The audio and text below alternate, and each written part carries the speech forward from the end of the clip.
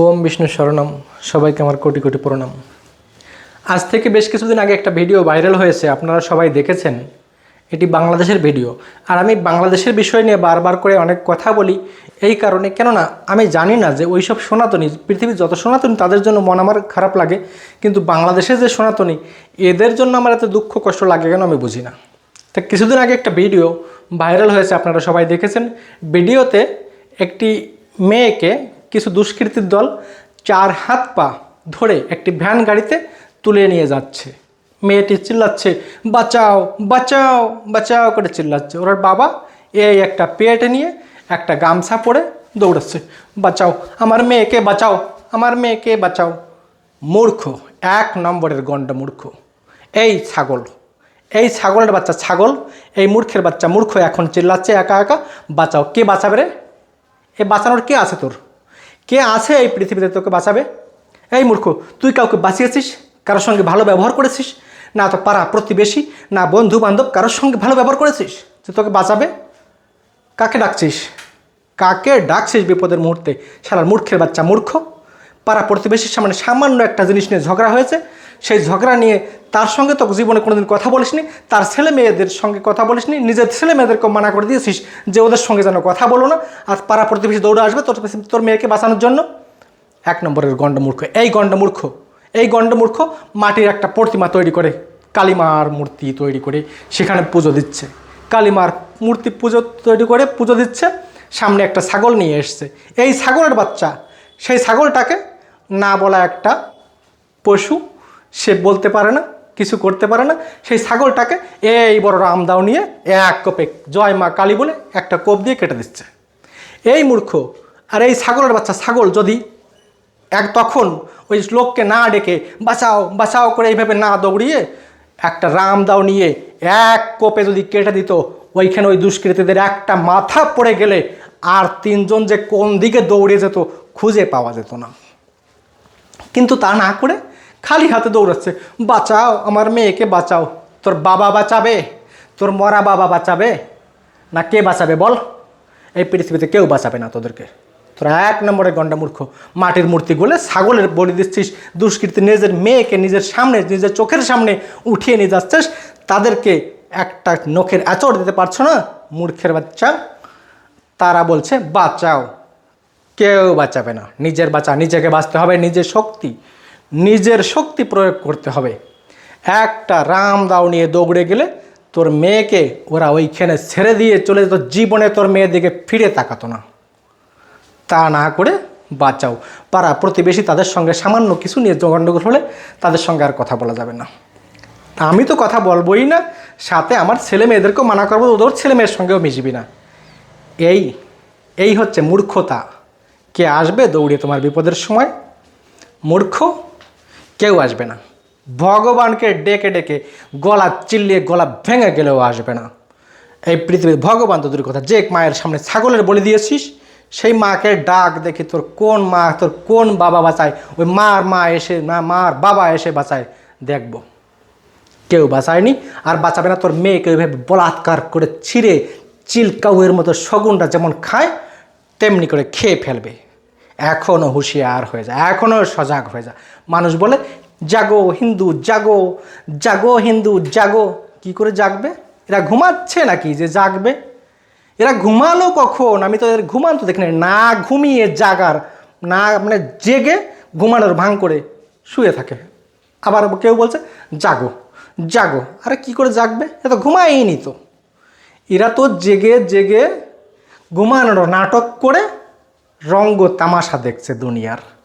যে দুনিয়ায় কে কতটুকু রঙ্গ দেখাতে পারে, সেই রঙ্গ দেখতে দেখতে কখন যে নিজের মেয়ে, নিজের ঘরের বউকে উঠিয়ে নিয়ে যাচ্ছে তা খোঁজ নেই। এই হচ্ছে হিন্দুদের বৈষম্য। আরও কি বৈশিষ্ট্য? দেখো, বাংলাদেশ থেকে অনেকদিন আগে যারা এসছে, অনেকদিন আগে 1971 সালে যারা এসছে, তারা কিছু কিছু করে জমি পেয়েছে, জায়গা জমি পেয়েছে। বৈশিষ্ট্যটা দেখেন, এই বাঙালি হিন্দুদের বৈশিষ্ট্য কি? কিছু জায়গা পেয়েছে, 4 একর 5 একর 8 একর, কেউ 11 একর জায়গা পেয়েছে। খুব ভালো কথা। যে জায়গা দিয়েছিল তার বাবার জায়গা দেয়নি। এই ভারতের জায়গা তোমার অধিকার ছিল, তুমি এই ভারতবর্ষের মানুষ ছিল, তুমি ভারত মায়ের সন্তান ছিলে। বিভাজন করেছে তারা 3টি লোকে, সির্ফ 3টি লোকে বিভাজন করে দিয়েছিল। সেই 3টি লোকে বিভাজন করার পরে বাংলাদেশ আর পাকিস্তান আলাদা করে দিয়েছে। কেন? পাকিস্তানের পাশে যে জায়গাগুলো ছিল সেইখান থেকে একটু বেশি করে দিয়ে বাংলাদেশকে আলাদা না করলেও তো পারতো। তা না করে কোথায় এক বাংলাদেশ আবার কোথায় পাকিস্তান, দুটোকে একসঙ্গে করে পরে আবার ডিসিশন নিয়েছে যে পাকিস্তান থেকে বাংলাদেশে যাওয়ার জন্য 20 কিলোমিটার করে চওড়া করে একটা রাস্তা দিয়ে দেবে বাংলাদেশে যাওয়ার জন্য। কত সুন্দর মূর্খতা! এই করে যাই হোক, সে কথা যাক। তখন 1971 সালে কিছু বাংলাদেশের বাঙালিরা এসে গেছে, এই উত্তরাখণ্ড, ইউপি, ঝাড়খণ্ড, মধ্যপ্রদেশ, বিভিন্ন প্রদেশে যেয়ে বসে গেছে। খুব ভালো। কিন্তু পরে এরা যারা এসেছিল, জায়গা পেয়েছে, তাদের আবার নাকি ডাউট পরিবার বলছে। ডাউট? ওরে আমার ডাউট রে! ডাউট পরিবারের লোক হয়ে যারা 8 একর করে সম্পত্তি পেয়েছে, 8 একর 24 বিঘে সম্পত্তি যারা পেয়ে সেই 8 একর জমি শুয়োরের মাংস আর মদ খেয়ে সব শেষ করে দিয়েছে। আর রাস্তার উপরে থেকে যারা রাস্তার উপরে বাস করে একটা প্লট কিনতে পেরেছে, জমিদার তাকে বলবো। 8 একর জমি পাওয়ার লোককে আমি জমিদার বলবো না। আবার দেখেন এখানে বৈষম্য, আমি যে বৈশিষ্ট্যর কথা বলছি, বাঙালিদের বৈশিষ্ট্য, যে এখানে বৈশিষ্ট্য কী, বাঙালিদের বৈশিষ্ট্য কী? ওই 8 একর জমি যারা পেয়েছিল, পরে যারা এসেছে তারা আমার বাংলাদেশের মানুষ, তাদের বাড়ি ভিটা 14 পুরুষের ঘর বাড়ি সব ছেড়ে দিয়ে চলে এসছে। আমরা তাদের একটু সহানুভূতি দেখাই, তা না দেখিয়ে উইদাউট বলে তাদেরকে গালিগোলজ করছে। তাদেরকে নিম্ন চোখে, নিজ চোখে, মুচির ছেলে, ম্যাথরের ছেলেকে যেমন ঘৃণা করে মানুষ, ঠিক তদ্রূপ ঘৃণা করছে মানুষ। এই ডাউট পরিবারের অনেক মানুষ, সবাই একরকম না পৃথিবীতে। তারপরে আবার কি হচ্ছে, যারা পরে বাংলাদেশ থেকে আবার ওই আত্মীয় স্বজনদের সঙ্গে দেখা করতে আসছে, তাদেরকে আবার ধরাই দিচ্ছে, পোক পড়ে মরে যাবা। পোক পড়বে, ওই পোক পড়ার পরে গায়ে পোক পড়বে, তারপরে বুঝতে পারবে জ্বালা কি। ওই দেশ থেকে ব্যথায় 14 পুরুষের বাড়ি ভিটা সব ফেলে রেখে চলে আসছে এখানে। জ্বালা এমনি না, যন্ত্রণা সহ্য করতে না পেরে বাংলাদেশ থেকে ভারতে আসে মানুষ। এই যে কত কঠিন যন্ত্রণা, যারা ওই দেশ থেকে না এসেছে তারা বুঝতে পারবে না। এমনি আসে নাকি বাংলাদেশ থেকে? বাংলাদেশে খাচ্ছে ভালো, থাকছে ভালো, ঘুরছে ভালো, 6 মাস কাজ করে, 6 মাস কাজ করে না, এত সুন্দর পরিবেশ রেখে ভারতবর্ষে আসছে। কেন? তাদেরকে একটু সহানুভূতি দেখানো যায় না? তাদেরকে উল্টে পুলিশ দিয়ে ধরিয়ে দিয়ে বাংলাদেশি বলে। বাংলাদেশি শুধু তাদেরকে বলো না, তুমি তো তাদের বাংলাদেশি বলছো, তোমাকেও বাংলাদেশি বলছো। তোমার ছেলে মেয়ে যারা আসে পরম্পরায়, সেই 1971 সালের এখন থেকেও এখনও বাংলাদেশি বলে তাদের শুনতে হচ্ছে, তাদের রিফিউজি বলে শুনতে হচ্ছে। হিন্দুদের বৈশিষ্ট্য কি? অনেকে ভাবছে আমরা কলকাতায় যে শান্তি পাবো। কলকাতায় দেখেছো কলকাতায় কী অবস্থা এখন বর্তমান সময়? একটা ডাক্তারকে কীভাবে নির্মমভাবে পশুরা, নরপশুর দল কীভাবে ছিঁড়ে খেয়ে ফেলেছে। কী দোষ করেছিল ওই মেয়েটি? ঠিক এইভাবে এই যে হিন্দুদের, এই সনাতনীদের যে পরিস্থিতি, যে পরিণতি, এই পরিণতি দেখে দুঃখ লাগে, কষ্ট লাগে, মনে ব্যথা লাগে। কেন এত হিংসা, আর কেন এত বিদ্বেষ? কে আগে বাড়লো, কে আগে উঠে গেল, এই নিয়ে তোমার কেন চিন্তা? যে সময় কেউ যদি বাঙালি কোনো একজন আগে উঠে যায়, পাড়া প্রতিবেশী যদি তার ভালো পরিস্থিতি হয়, তাই নিয়ে চিন্তা করে কত রাত ঘুমাতে পারে না প্রতিবেশীজন। সে কী করে আগে বাড়ছে, সে কী করে বড়লোক হলো, সে কী করে পয়সা ইনকাম করছে। তার নিজের ভাই, আত্মীয় স্বজন, তাদেরও সহ্য হয় না, জ্বালা উঠে যায়, যেন আগুনে জ্বলিয়ে দিয়েছে ভিতরে, এত জ্বালা ওঠে। ওই জ্বালা না উঠিয়ে ওই সময়টুকু, যে সময়টুকু তাকে নিয়ে চিন্তা করছো, সে বড়লোক কী করে হলো, সে কী করে টাকা পয়সা পেলো, এই চিন্তা না করে ওইটুক সময় যদি তুমি ওর থেকে বেশি কঠোর পরিশ্রম করো, তাহলে আমি বিশ্বাস করি যার বাড়ি দেখে তোমার যে ভাই বা আত্মীয় স্বজন, যার বাড়ি ঘর, গাড়ি ঘোড়া, পরিবেশ দেখে তোমার জ্বালা উঠে যাচ্ছে, তুমি তার গায়ে জ্বালা উঠানোর চেষ্টা করো। সময় নষ্ট করো না, কাজ করো, অক্লান্ত পরিশ্রম করো, সৎ পথে চলো, দেখবে একদিন ওর থেকে ভালো বাড়ি তোমারও হবে। আর তুমি যদি ওই চিন্তা করে আরও মদ খেয়ে এসে শুয়ে সময় নষ্ট করে দাও, তাহলে আরও দুর্নতি, আরও পরিণতি খারাপ হয়ে যাবে। লাস্টে ছেলে মেয়ে পরিস্থিতি খারাপ হয়ে যাবে, নিজের বউ অন্য লোকের বাসায় কাজ করতে যেতে হবে, আর তুমি মদ খেয়ে শীত হয়ে পড়ে থাকো। এই জন্য বলি, এই বাঙালিদের বৈষম্য কী, বৈশিষ্ট্য কী, এইরকমই করে সব জায়গায়। আজকে বাংলাদেশে কত ভয়ঙ্কর পরিস্থিতি, কত ভয়ঙ্কর পরিণতি। কেন? ওইখানে যদি কোনো জায়গায় 6-7 লোক লুটতে আসে, মাত্র 6-7 লোক ডাকাতি করতে আসে, আর গ্রামে কমসে কম 600-700 লোক, ওই 6 লোককে মেরে কেটে পুঁতে দেওয়া যায় না? মন্দিরে আগুন লাগাতে আসলে সেই আগুন দিয়ে পুড়িয়ে ওকে ছাই করে রেখে দেওয়া যায় না? না, কে করবে? এই জন্য বাঙালিদের এই পরিস্থিতি, এই জন্য এত দুর্দশায় ভুগতে হচ্ছে। তারপরে কেঁদে পড়ছে, হ্যাঁ এই ভগবান আমার সঙ্গে এমন হচ্ছে কেন? আমি কি করেছি? আমার এই পরিণতি কেন? আমি তো এমন কিছু করিনি যে আমার এত কষ্ট দুঃখ ভোগ করতে হচ্ছে। কষ্ট দুঃখের দেখেছ কি? কারো সুখ দেখে সুখী যদি না হতে পারো, তাহলে সুখ তুমি ধরে কি রাখতে পারো? কখনোই না। কারো সুখ দেখে সুখী যদি তুমি না হতে পারো, তাহলে কি তুমি সুখ ধরে রাখতে পারো? দুঃখ, কারো সুখ দেখে যত তুমি যন্ত্রণা পাবে, তত তোমাকে দুঃখ আকৃষ্ট করে ধরবে, মাকড়সার জালের মতো বেঁধে দেবে। এই জন্য কারো ভালো, কে ভালো আছে তাই দেখে কখনো হিংসা করা উচিত নয়।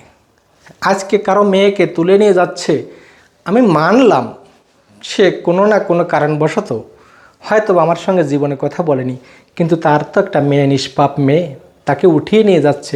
কেন এগুলো যায় না? তাকে রক্ষা করা যায় না? তাকে কি বাঁচানো যায় না?